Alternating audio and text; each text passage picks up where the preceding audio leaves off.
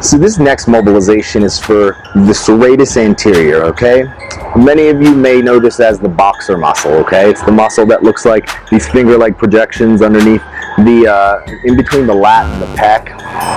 And if you're really ripped, it's very prominent. So that muscle is responsible for guiding your scapula around the rib cage and back when we're moving our arm in different. You can test to see the mobility of your serratus anterior is to stand up, pretend like there's a wall in front of you and behind you so that you can't lean forward or backward, but you're just going to swing your arms like this, okay? And at the top of that movement, there's a moment of loading on that serratus anterior, and you'll notice that you'll feel some stiffness there and you won't be able to go any higher. So we're going to do that after we perform this mobilization and see if we've made any progress, okay?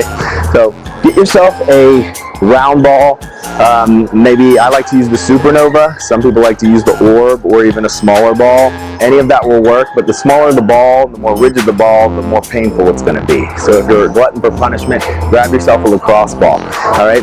What we're going to do is we're going to get that ball down and put it in between the pec and the lat, just below the armpit, okay? And when you get on the ball, bring your arm out to the side, and you're going to want to go ahead and shift as much weight on that ball as you can tolerate, okay? Right about there, and you can search around for some tight stuff. It won't take long for you to be able to find something painful, okay?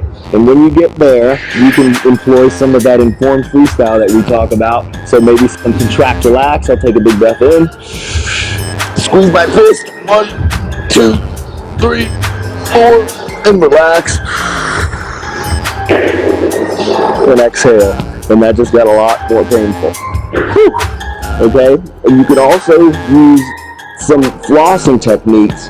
So just bringing your arm down and up, flexion, external rotation, back down, abduction.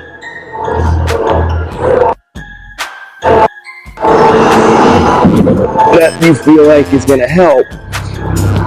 But if you feel any numbness or tingling, obviously try and find a new spot that doesn't cause that. There's a lot of nerves that travel through that area underneath the armpit that can kind of get stuck in the fascia there. This is going to help unbind that, but sometimes you'll tug on it and you'll definitely know.